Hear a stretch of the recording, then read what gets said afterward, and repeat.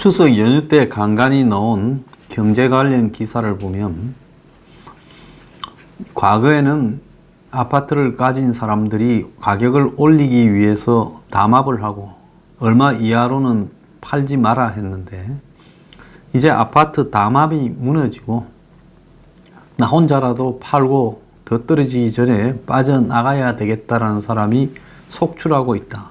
그래서 부동산 아파트 가격이 곳곳에서 떨어지고 전세 가격도 떨어지고 있다. 이런 보도들이 많이 나왔습니다. 그뿐만 아니라 자영업자 폐업이 지금 곳곳에서 넘쳐나고 있다는 겁니다. 자, 현대경제연구원이 통계청의 조사를 분석한 결과 고용원이 없는 자영업자 감소세가 두드러졌다고 합니다. 그러니까 혼자 부부간에 자영업을 하던 사람들이 지금 그 정도면 이 최저임금하고도 관계가 없는데 그런 사람들도 망해간다는 겁니다. 그래서 지난해 도소매업에 고용은 없는 자영업자가 78만 2천 명으로 그 전해에 83만 8천 명보다 5만 6천 명이나 줄었다는 겁니다. 지난해 전체 고용 없는 자영업자가 전년보다 8만 7천 명이 줄어든 데 비춰보면 전체 감소 폭의 64%가 도소매업에서 자영업자가 줄어서 그렇게 된 겁니다. 자, 그런데 도소매업에서 고용원이 있는 자영업자가 13,000명이 늘어났다라고 이야기를 하고 있습니다.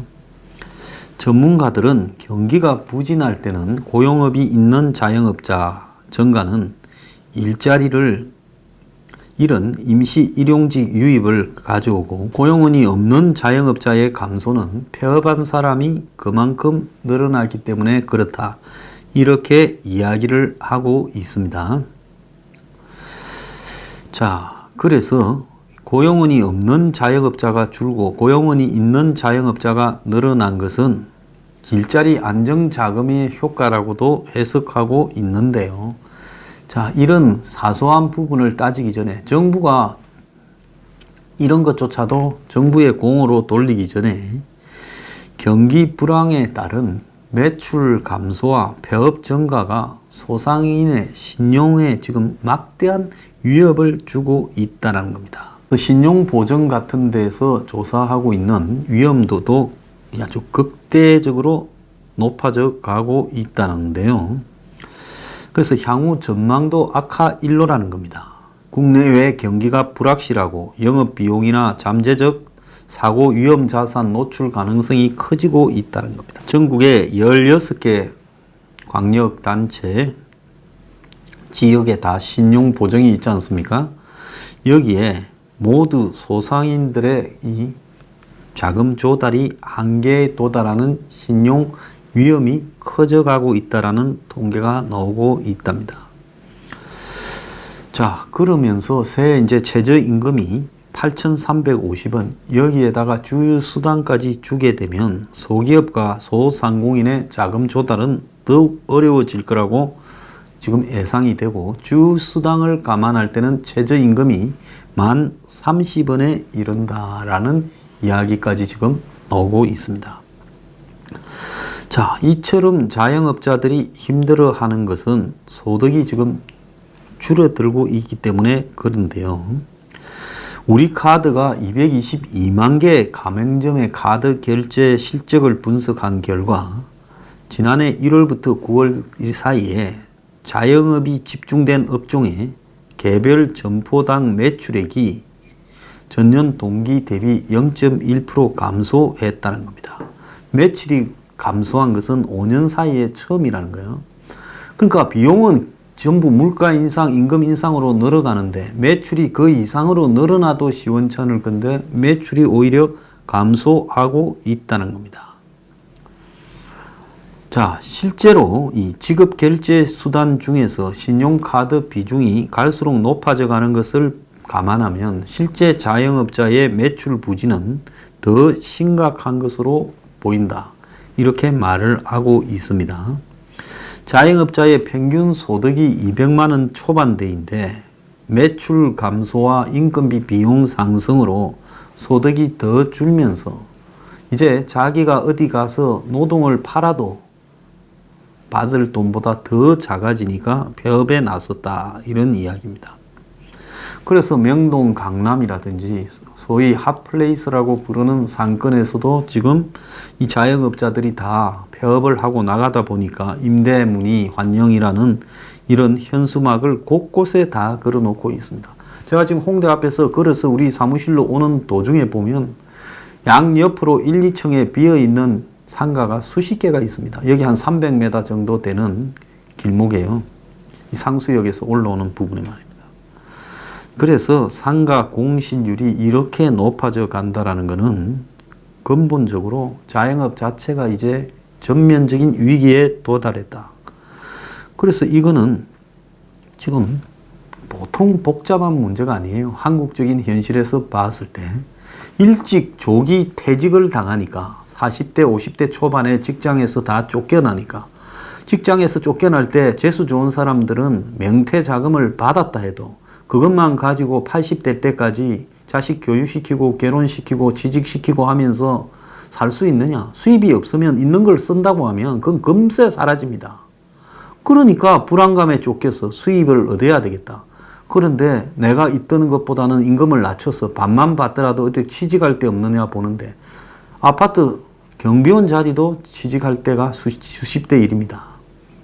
그러니까 결국은 할 수 있는 것이 자영업밖에 없고 자영업에 나섰다가 전부 지금 파산으로 지금 되돌아서고 있다는 겁니다. 여기에서 그야말로 고용운이 없는 1인 자영업부터 망가지고 있다는 것은 자본력이, 신용력이 취약한 계층부터 무너지고 있다는 겁니다. 고래 싸움에 새우 등 터진다고 항상 약한 척부터 경제 위기가 오기 전에 무너져 가는 부분입니다. 그런데 자영업 하다가 망한 사람 같은 경우에는 가지고 있던 미천 다 까먹고 은행에 빚져 있을 건데 이런 사람을 위한 사회적 안전망은 사실상 전무한 겁니다. 자, 자영업 하다가 망했다고 월급쟁이처럼 내가 자영업 하다가 망했으니 향후 몇 달간은 재기를 모색할 수 있도록 정부가 실업수당을 주는 이런 것이 있나요? 없지 않습니까? 망한 자영업자 0.3%만 이런 것을 받았다는 거예요. 그래서 이 자영업 중에서 지금 1인, 2인, 영세 자영업자에 대한 구조조정이 과감하게 지금 발생을 할 거고, 하고 싶어서 발생하는 구조조정이 아니라 퇴출되는 사람이 막 생길 거고, 정부가 이들에 대해 사회 안전망 구축에 나서지 않으면 매우 심각한 사회 현상이 벌어질 거다라고 이야기를 하고 있습니다. 1인 자영업자 대부분이 도, 소매업, 숙박, 음식업 등에 종사하는데 이들이 이제 결국은 대출되게 되면 이들은 거의 빈민으로 전락할 거고 또 하청업자와 다름없는 일부 제조업 종사자나 중장비 기사 등도 결국 건설업에 종사하지만 이런 류의 사람들이라는 겁니다. 그런데 이들에 대한 한마디로 이 퇴출에 대비할 수 있는 사회 안전망은 어디에도 없고 장사하다 망한 것은 너네 책임이다. 이렇게 되니까 이 사람들이 이제 소득이 없어지니까 장기 체납자 또는 신용불량자, 한마디로 대출금을 못 갚는 사람으로 지금 가면서 이제는 은행에서 신용에서도 배제되는 일이 벌어지고 있다는 겁니다. 정부가 작년 12월 20일입니까? 자영업자 성장 혁신 대책을 삼성동 코엑스에서 발표했죠. 무슨 유명한 백모도 오고 그랬는데 이 혁신하는 자영업, 잘 사는 자영업자를 비전으로 내세웠는데 자영업의 현실과 비추어 보면 얼마나 황당한 이야기냐 하는 것이죠. 자, 그래서 문재인 정권 출범 이후에 소상공인 보호 대책은 모두 과거 지원에 똑같은 내용이라는 겁니다. 이 와중에 유시민은 자영업 10곳 열면 9개 폐업이라는 이걸 가짜 뉴스라고 지적하고 나섰습니다. 지가 하는 팟캐스트 고칠레오를 통해 문재인의 최저임금 인상 때문에 자영업자가 대거 폐업했다라는 것이 가짜 뉴스다. 그러면서 2017년 음식점 10곳을 열면 9곳이 폐업이라는 기사 제목을 거론하면서 이 내용이 틀렸다. 이렇게 말을 했습니다. 식당이 원래 100개가 있었는데 10개가 창업했고 9개가 폐업했다고 하면 사업 성공률은 10%다. 이렇게 하는 것은 가짜 뉴스다라는 거죠. 음식점 전체 숫자를 분모로 폐업한 걸 갖다가 분자로 나누는 방식을 해야 되는데 창업한 것과 폐업한 걸 가지고 성공률을 계산하는 것이 잘못되었다. 이렇게 말을 하고 있습니다. 식당이 70만 개가 있고 한 해에 18만 개가 더 생겼는데 그 중에 16만 개가 문을 닫았다고 18 나누기 그러니까 16 나누기 18 해서 이렇게 90%에 가깝다라는 것은 잘못됐다. 72만 개는 지금 영업을 하고 있다. 이렇게 이야기를 합니다. 유시민이는 그 잘난 머리를 가지고 기껏해야 이런 게 집중하고 있느냐. 여기서 10개 중 9개가 문 닫았다는 데 대해서 공감하는 국민이 누가 있겠어요? 하지만은 문을 안 닫은 사람들도 지금 다 한계 선상을 헤매고 있을 만큼 미래를 누구도 장담하지 못할 만큼 자영업 경기가 나쁘다라는 부분에 대해서 공감을 할 줄 알아야 되지요. 자, 오죽하면 경향신문에 이런 기사가 쓰였습니다. 20, 30대 자영업자가 직장인보다 술을 더 마신다. 자, 이 말이 뭔가 하면 20, 30대에 자영업으로 나선 사람들 오죽했으면 취업해서 월급장이 생활 좀 할라 했을 건데 이들이 지금 술을 많이 먹고 있다는 겁니다. 자, 스트레스가 워낙 심해서 지금 이들 중에 술 마시는 경우가 굉장히 많아졌다라는 겁니다. 기사 내용이 웃기는데 20, 30대 자영업자 중 4명 중에 1명이 노후 대비를 안 한다.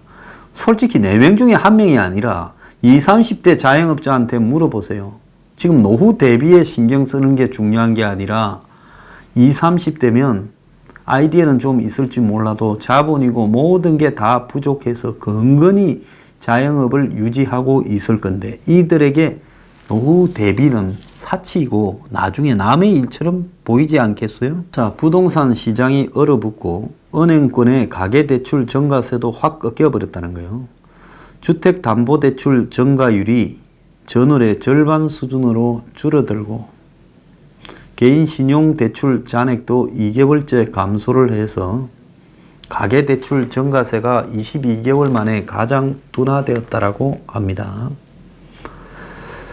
자, 그래서 이제는 은행에서도 지금 돈을 안 빌려주고 있다는 겁니다.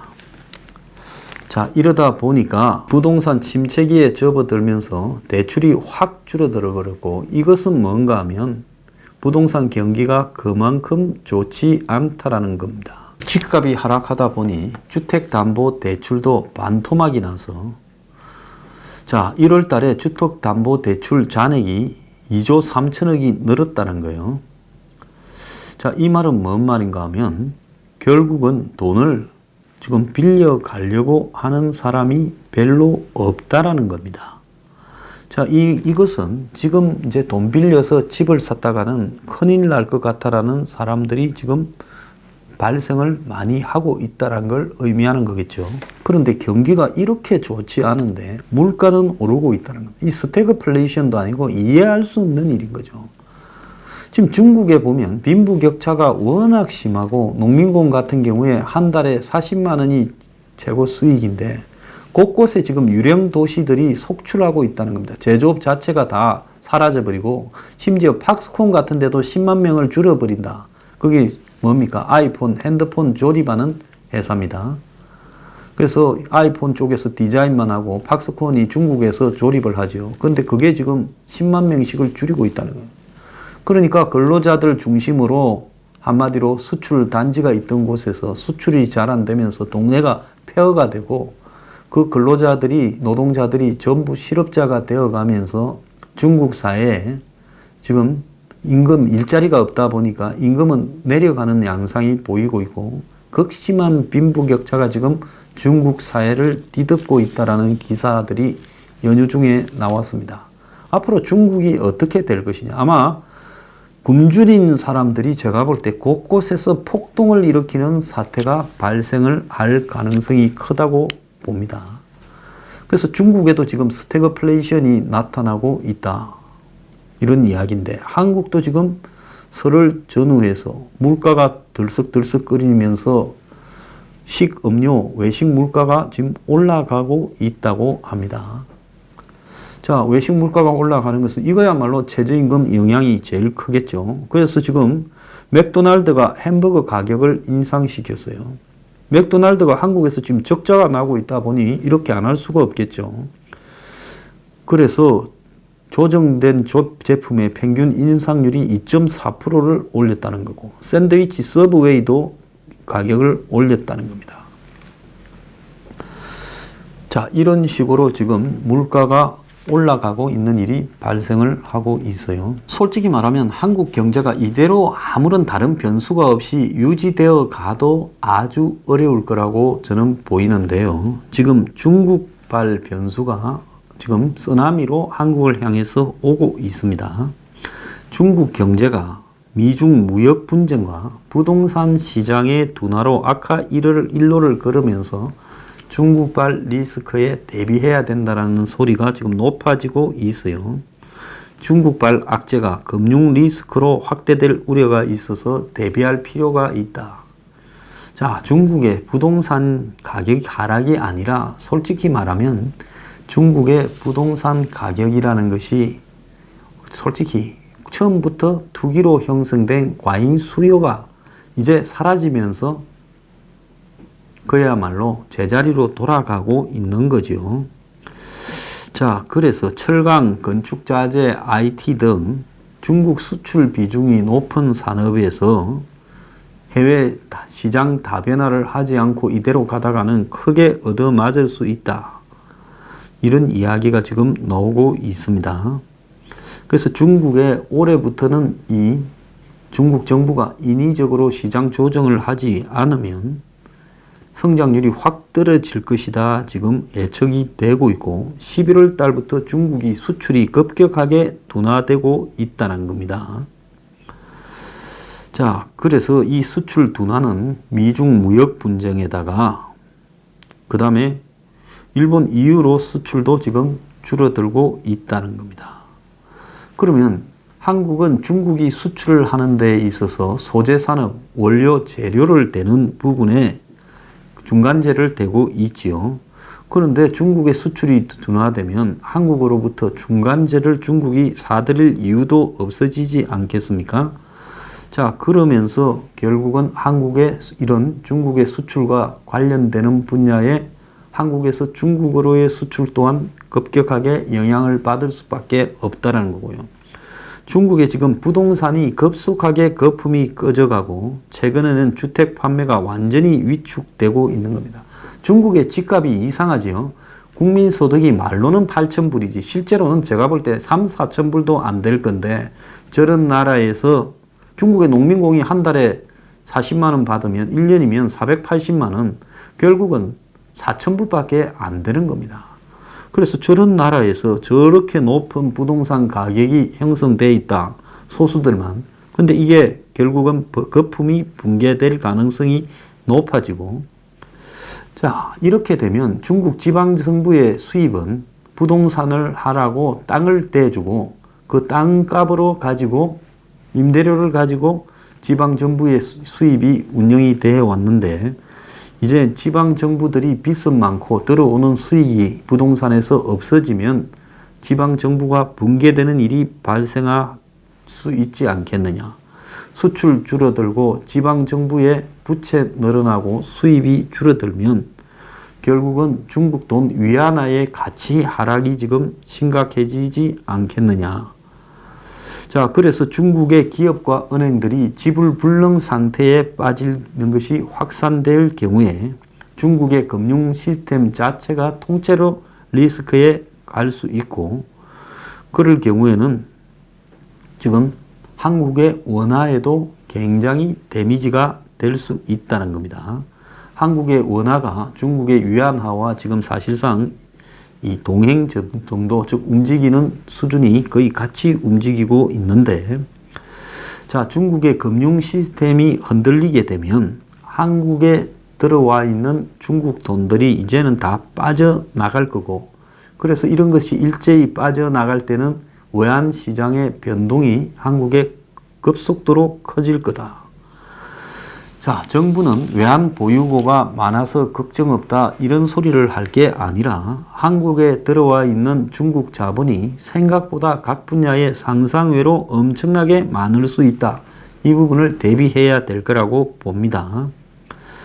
자, 미중 무역 전쟁이 그나마 이렇게 완화되고 있는 것이 긍정적이다 이렇게 보지만은, 이것은 근본적으로 해결이 되는 게 아니라 싸웠다가 좀 덜 싸웠다가 또 싸웠다가 좀 덜 싸웠다가 계속 갈 수밖에 없다라는 거고, 트럼프가 있는 한은 트럼프가 Make America Great Again이라는 말을 하는 순간에 결국 중국의 미국으로의 수출품에 대해서는 트럼프가 제재를 가지 않을 수 없다라는 겁니다.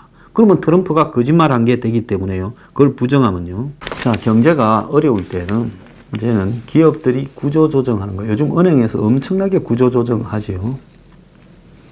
자, 은행은 무슨 ATM이나 인터넷 뱅킹 때문에 특수하다라고 봐야 되겠지만은 그런 현상을 넘어선 부분이 있습니다. 그 다음에 이 자영업에서 1인 자영업자, 그 다음에 이제는 영세한 규모로부터 자영업자들이 지금 퇴출되고 있을 겁니다. 그 다음에 문재인 정권 들어서 한 1년 하고 한 몇 개월 동안 집값 엄청나게 올랐죠. 서울 시내에 대부분이 다 폭등하지 않았습니까? 수도권까지 포함했어요. 근데 이렇게 엄청나게 오른 집값들이 전부 호가만 있고 실제로 거래는 완전히 얼어붙어서 누구도 집을 사지 않습니다. 자, 산 사람들은 내가 더 이상 낮은 가격으로 팔 수 없다고 버티고 지역별로 담합해서 버티겠지만은 이게 얼마나 가겠느냐는 겁니다. 결국 부동산 담보 대출에서부터 가계부채에 심각한 문제 제기가 터져 나올 수밖에 없을 거라고 보고 있습니다. 자, 그래서 어느 순간에 집값이 한번 꺾이기 시작하면 확 떨어지는 폭락 현상이, 투매 현상이 발생할 수도 있다는 겁니다. 경제는 심리이기 때문에요.